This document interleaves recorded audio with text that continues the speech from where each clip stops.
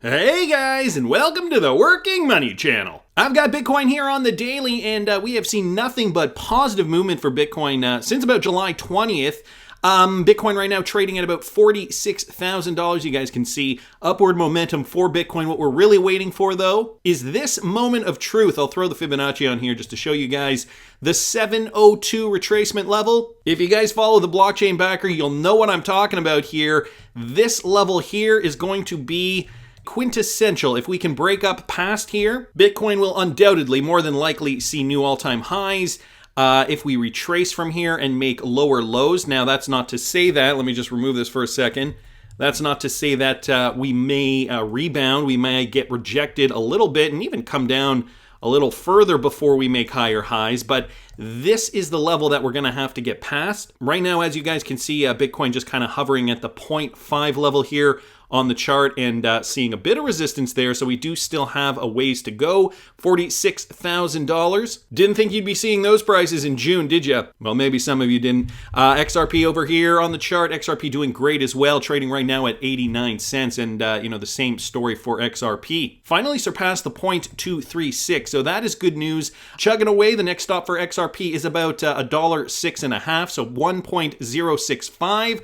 That's what we're eyeing for XRP, and that would be the 0.382. That would be meeting this resistance level up here. So that's what we're waiting for XRP. And guys, I did a video yesterday, and I talked a little bit about Senator Shelby and his dismissive stance on the new infrastructure bill. He was the only senator that went against it, and at least that iteration of it. And I'll link that video up here if you guys didn't catch it. Well, apparently, he may have seen my video. Senator Shelby claims to support crypto amendments despite blocking the bill. So here's what's going on right now. He took to Twitter yesterday. I'm going to start down here, but I will link this in the description. He took to Twitter yesterday, and Senator Richard Shelby expressed support for the amendment put forth by Senators Pat Toomey, Cynthia Lummis, Rob Portman, Mark Warner, Ron Wyden, and Kristen Sinma that would have exempted software developers, transaction validators, and node operators from the third-party reporting requirements. Despite his stated support, Shelby asserted he objected to the amendment over his dissatisfaction with the defense spending allocations contained in the legislation. So there was that one part there, the defense spending allocations. Richard Shelby, the 87-year-old Republican senator whose sole objection led to the bipartisan infrastructure bill passing through the Senate without amendment on August 10th, has revealed he actually supported changes to the bill's cryptocurrency provisions that his vote ultimately blocked. So he took to Twitter, and this is what he's saying here. I supported Senator Toomey's crypto amendment. I know of its importance to innovation and job creation, but I believe it pales in comparison to the security of our nation, which is why I called for the vote on my defense infrastructure amendment. It's unfortunate that Dems blocked both amendments. So that's just a quick update for you guys with regards to the Richard Shelby amendment block. Interesting development there, guys. I also saw this from Anders L. here on Twitter. Just a reminder that the Ripple train is not stopping. GME Remittance, one of the leading companies in South Korea, has announced a tie-up with SBI Ripple Asia, a subsidiary of distributed ledger company Ripple, in order to enable faster payments to Thailand. By becoming part of the RippleNet network, GME Remittance will be able to swiftly open new remittance corridors across the globe, according to COO Subhash Chandra Pudel. We chose Ripple as our partner because with RippleNet we can launch into new countries with new partners within 1 to 2 weeks. This has drastically reduced the time to market and provides us with an edge compared to our competitors. So an update here with GME Remit and SBI Ripple Asia opening up new remittance corridors. Also down here, Siam Commercial Bank, Thailand's oldest bank and a longtime Ripple partner, has connected with GME Remit in order to receive money transfers from South Korea. Ripple has a strong presence in South Korea with such partners as Coin One Transfer, SentPay, and HandPass. So for those of you guys who didn't know that, interesting news here and a great development coming out of South Korea. And with regards to the SEC lawsuit, this from Michael at Val5 Links. Some updates here. Today, Brad Garlinghouse's counsel has filed for a motion to seal exhibits as part of a deliberative process privilege dispute. The latest update in the ongoing XRP lawsuit indicates a possible twist regarding former SEC executive William Hinman's deposition. Brad Garlinghouse's counsel has filed for a motion to seal exhibits as part of a deliberative process privilege dispute. These include parts of William Hinman's deposition transcript, which were one of the most prominent documents for Ripple to win the lawsuit. So it is noted now William Hinman did indeed do the deposition. Here's a quote, each discovery material is exchanged between the parties through compulsory process to facilitate orderly preparation for trial, not to educate or titillate the public. Letter requesting a motion to seal stated. So that is what the document said. And James K. Fillon here, the tweet just breaking this news. Ripple confirmed that the defendants have consulted with the SEC regarding filing the exhibits under seal. The SEC in turn has not objected. However, SEC's review of the submitted material and final decision to request a seal is pending. Furthermore, this could speculate a potential internal settlement between Ripple and the SEC. So that's always good news, where Ripple has agreed to file exhibits under seal so the named SEC officials do not have to face any more public scrutiny. No, we wouldn't want them to face that, would we? So that's just one of the two developments that I wanted to mention today. This is another one here from James K. Fillon mentioning that defendants file motion challenging the SEC's improper assertion of the deliberative process privilege. All right, so this is part of the same thing here. I just wanted to clarify, though. I'm curious as to why Judge Netburn has not done anything about the SEC not turning over the documents that were ordered to be turned over by her. This seems fishy to me. Does she herself, Judge Netburn, have an agenda that we, the people, don't know of? I have yet to hear a reply as to why she allowed this. If it was Ripple refusing to provide twice court-ordered docs, then she would have sent in the feds to force them by now. It's because the SEC aren't a government agency, so judges give them special extrajudicial privilege. And James K. Fillon here just giving his 2 cents on this. The short answer is judge-ordered documents produced subject to a privilege assertion, and said documents withheld on the basis of privilege must be identified on a privilege log. The SEC submitted privilege logs claiming everything is privileged, and Ripple is calling BS. So this is clearing it up for the layperson. Got to thank James K. Fillon for that. And here is the just a part of that retort letter from Judge Sarah Netburn here. I will link it all in the description of this video if you guys are interested in that. I want to keep moving, guys, because I noticed this from DJ Peter Vass. More developments within the banking system in the United States. This coming straight out of this bank, specifically JPMorgan Chase. And an astute observation here from DJ Peter Vass. Well, looky what we got here. Keep Ripple busy with the SEC. Well, we launch some junk products. JPMorgan launches new real-time payment services.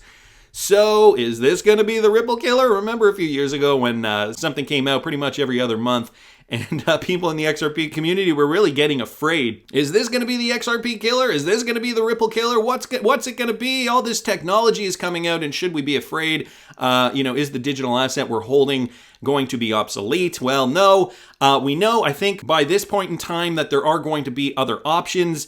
It's just a matter of what is going to be the most popular, what is going to be the most widespread, and Ripple already does have a huge foothold around the globe, and JPMorgan Chase developing this. Why? Well, let's read. Global Payments JPMorgan Chase has launched a real-time payment option that it hopes will increase its edge in the financial industry's battle to handle more of the surging volumes of global digital payments. The new product, called Request for Pay, that's what it's called, Request for Pay, lets corporate clients send payment requests to the bank's roughly 57 million retail clients who use its app or website, cutting the cost and time it takes for those companies to get paid. This coming from Cyrus Bathawala, the bank's global head of real-time payments.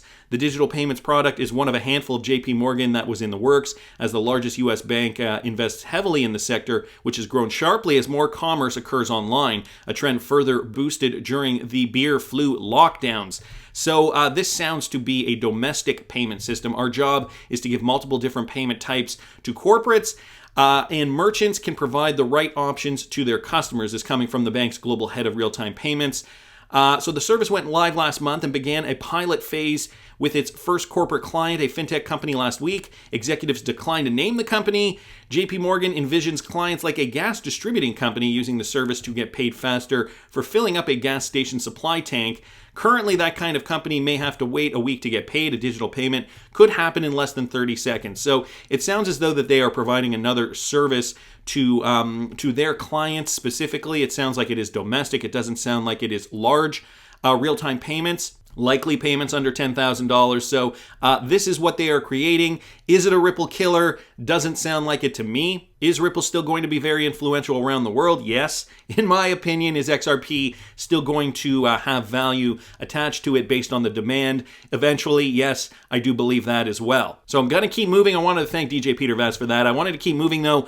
This from T-Holbetic XRP with regards to Ripple partner Neum. So this is an article just out. GC Partners enters new territories with support from Neum, and the collaboration broadens GC Partners' current offering in Asia and improves access to a number of key Asian markets for their customers. According to a recent Bloomberg article, the UK government and businesses are focused on deepening partnerships in the Asia-Pacific region and doubling down on promoting free trade and digital partnerships.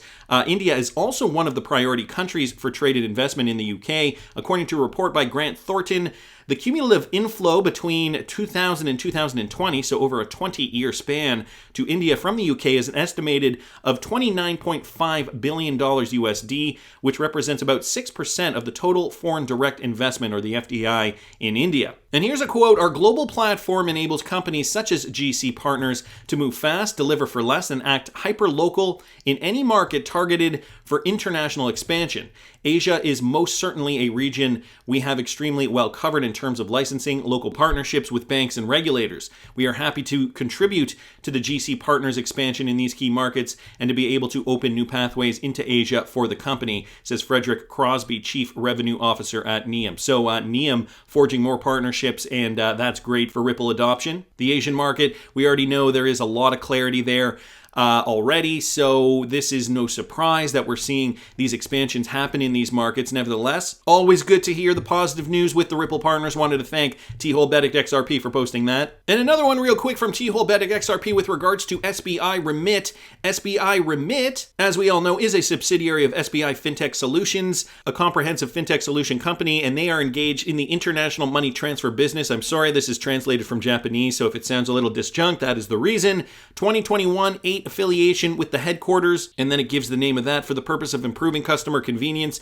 We will inform you that it will start on the 10th of March. We provide an international remittance service that allows you to easily send money to more than 200 countries and regions around the world in as little as 10 minutes using various methods such as the internet, ATMs, and convenience stores. Among them, the Remit card, which allows easy international remittance procedures by making deposits using ATMs, is used by many customers, so it will be possible to make more use of Japan Post Bank's approximately 32,000 ATM network.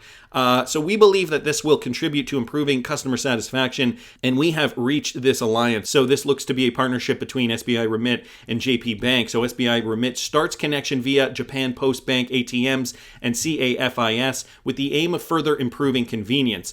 That's the information we got there. We don't have the link here in this tweet. Nevertheless, I will link this particular tweet in the description of the video. Wanted to thank T-Holbetic for posting that. And I don't know if you guys heard, I did talk a little bit about the Poloniex exchange yesterday in yesterday afternoon's video, I believe it was. I'll link it up here if you guys didn't catch that. And apparently there has been some criticism by Hester Peirce with regards to what is going on. And, it seems as though, it feels like at least, the SEC had this kind of front, this solidarity where they wanted to kind of give the impression that they were all on the same page. But it sounds as though, to me, and I mean, that was just my feeling on it, but I could be wrong. It feels as though now, though, that we're hearing more from Hester Peirce and her feelings about this. Now, I know that her and Elad Roisman did put out a statement back in mid-July about cryptocurrency regulatory clarity and how it is just not clear because the SEC themselves have not given the guidance. Well, she's coming out again. Commissioner criticizes the SEC for taking enforcement-centric approach to crypto regulation. A commissioner with the U.S. Security and Exchange Commission has criticized the securities watchdog for focusing on enforcement actions in its oversight of the crypto industry. So this is with regards to the Poloniex thing particularly. SEC Commissioner slams agency for focusing on enforcement actions in regulating crypto assets. SEC Commissioner Hester Peirce criticized her own agency Monday after it announced an enforcement action against cryptocurrency exchange Poloniex. She noted that the SEC's action against the exchange doubles down on the Commission's enforcement-centric approach to crypto. The securities watchdog alleges that Poloniex operated without being registered and planned internally to be aggressive in listing more assets in 2017, despite saying publicly that it would not list securities. So that was the dispute around the Poloniex exchange.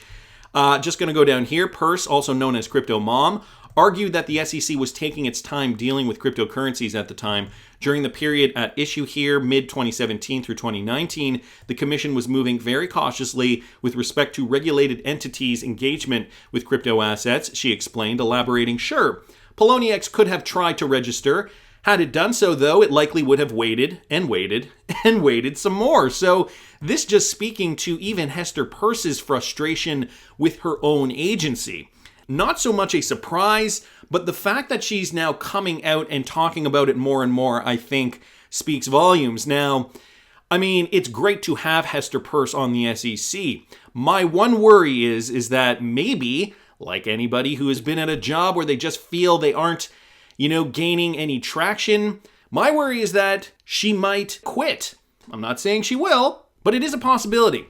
Let me go on. The commissioner opined, "Given how slow we have been in determining how regulated entities can interact with crypto, market participants may understandably be surprised to see us come onto the scene now with our enforcement guns blazing.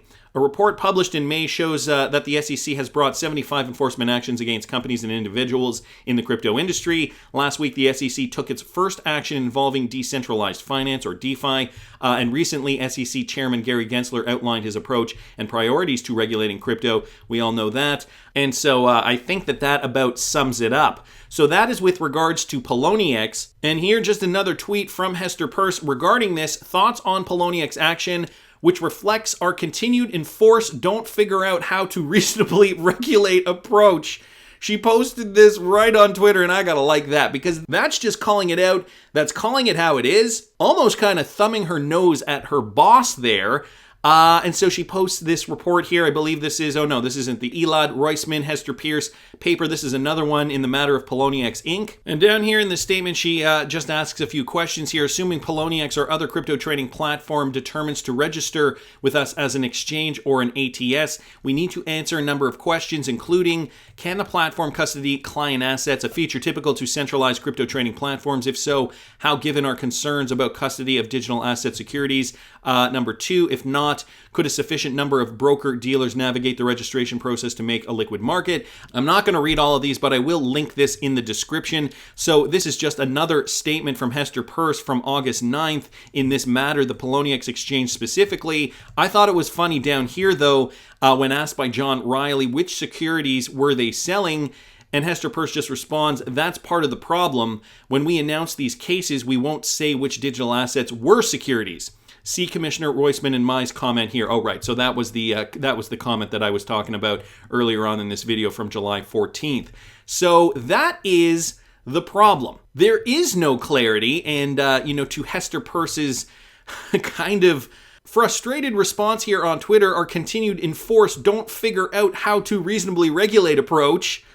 Egad. Then she posts this statement here with regards to Poloniex. I mean, does that sound like somebody who's happy with her employer? Clearly, she sees that there aren't too many intelligent decisions being made up top. Even the fact that we had Gary Gensler go on the record and say what he did a few days ago with regards to, the clarity, his smug kind of response to some people in the XRP community. If you guys didn't see that video, I'll link it up here in the top right-hand corner. It doesn't sound like some of these commissioners are on the same page. Of course, we know Hester Peirce, Elad Roisman, on the same page when it comes to the fact that this isn't really happening in the right way, because the SEC has never made the determination of what is the clarity. How do we define these? There is a decided lack of clarity from that document.